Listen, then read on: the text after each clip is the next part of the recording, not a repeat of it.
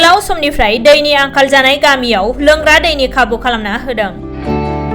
चिरां जिल्लानि सान्थिपुर ओनसोलनि सिङाव गोलैनाय 2 नं खुसुं दैसा गामियाव गोलाव बोसोर सिगांनिफ्राय रायजो जाबोनाय बर' गामिफोराव गोग्गो लोंग्रा दैनि खाबुनि थाखाय दिनै 14 नं चिरां दुवारनि मावफुं सोद्रोमा रनजित बसुमतारिया मोनसे बरिंखौ बेखेवनानै होयो। लोगोसे दै दोनथुमनो हानायनि थाखाय गंसे गिदिर टेंकि लुफुंना होनायनिबो मावफुं सोद्रोमा रनजित बसुमतारिया खोथा होयो। 2 नं खुसुं दैसानि रायजो राजाफोरा गोलाव बोसोरनि दैनि जेंनाखौ दिनै सुस्रांनानै होनायखौ गोजोननाय फोरमायनायजों लोगोसे उननि समाव लामा आरो फरायसालिनि गोनांथिखौ सुफुंनानै होगोन होननानै मिजिंथिनाय फोरमायो गामिनि गामि गोराया।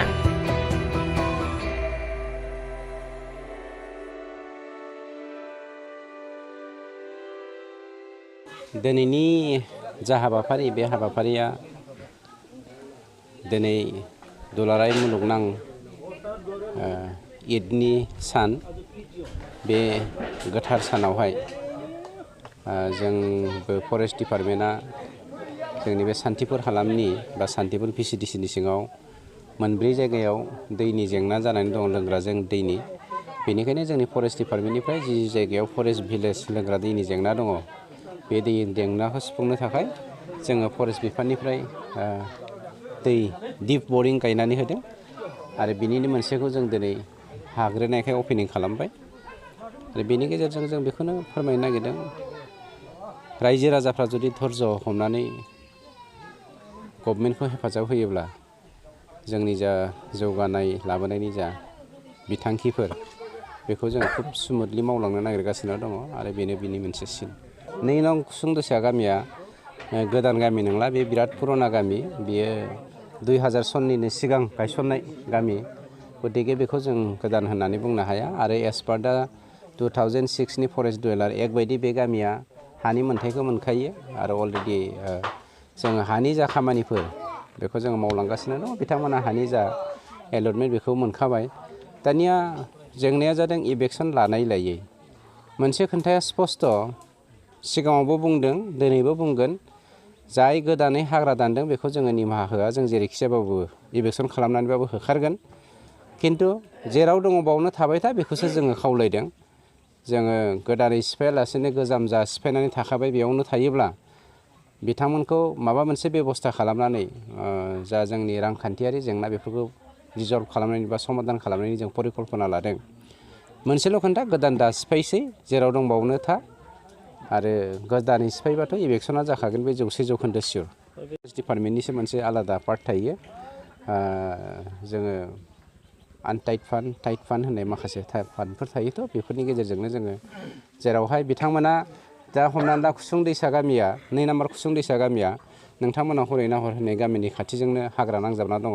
बे हाग्राखौ संरैखा होदों हिसाबै बिथांमोना दैनि जेंना दं हिसाबै बिथांमोननो दैनि जेंनाखौ फोजोबना होनाया जोंनि खामानि। मानोना बे गामियावहाय हाग्रा बेंनो थाखाय जोंनि फरेस्ट डिपार्टमेन्टनि गोनाङानो जायाखै, गामिनि मानसिफ्रानो बेंबाय दंखायो। दिनै जोंहा चिरां डिस्ट्रिक्टनि जा EM सार आरो रानिखाथा रेन्जनि जा रेन्जार सार आरो जा सारनिनो PA सार आरो लोगोसे नुजाफैनो हादों जोंनि सान्थिपुर एरियानि चेयारमेन।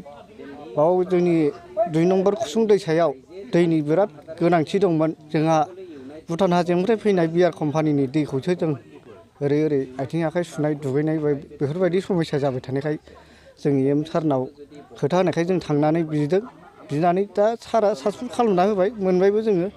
जोंनि रायजो राजाया गोजोननाय मोन्दों आरो बेखौ लोगोसे जों बरिंल'जों जों गोजोननाय मोननाय नङा, खिन्थु टेंकि बहायना होनांगोन आरो लोगोसे ओरै पाइपबो बहायना होनांगोन आरो जों नैबे खन्दसेयावल' मोन्दों, ओरै ससेया 42 न'खरसोआ आरो दंबायो। जों बेखौ मोनबा गोजोनसिननाय मोनबावगोन। सारा जेरै खोथा होदों एरै साक्सेसफुल खालामना होबाय। जोंनि 2 नम्बर खुसुं दैसानि गामिनि जेनिखि दैनि आंखाल बेखौ जोंनो सुफुंना होबाय आरो लोगोसे जोंहा लामानि समस्या दंबायो। बेफोरनो ओरै स्कुलनियावबो बिराद समस्या। जोंनि स्कुलनि समस्याथ' दा जोंनि उन्दैफ्रा गुबुन गामिनि स्कुलावसो हाबहैनांगौ, बै दलाफारा 4 नं साम' दैसा होननायावसो। गैयाबाबो 3-4 किल'मिटार बेफोरबायदि समस्यायाव दं आरो बिराद बैखथाव दङ जोङो। जोंखौ मा जाजानो लुबैयो बे? जोंथ' दा सरखार थासान्दियाव जोंखौ नायसनफैनांगौ, ओरै नायथिंफैयोबा सार्भे खालामनानै नायफैयोबा जों गोजोननाय मोनगौ।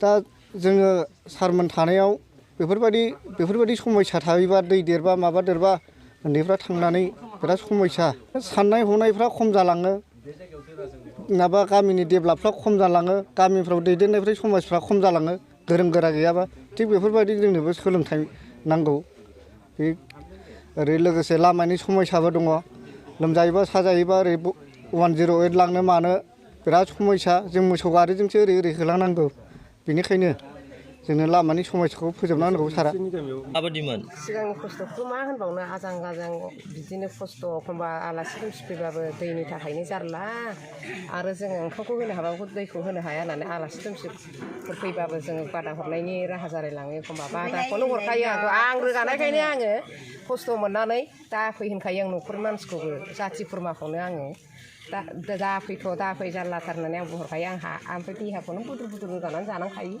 उफाय गैखाया ओमफ्राय दा नोंसिनि अननायाव एसे राहाफोर मोननो हासिगौ सरखारनि अननायाव सरखारनि अननायाव ओमफ्राय अब्लाबो जोंनो दा एसे न'आव न' सहैनाय पाब मुलिखौ होलांबा जों जोबोर मोजां मोनगौ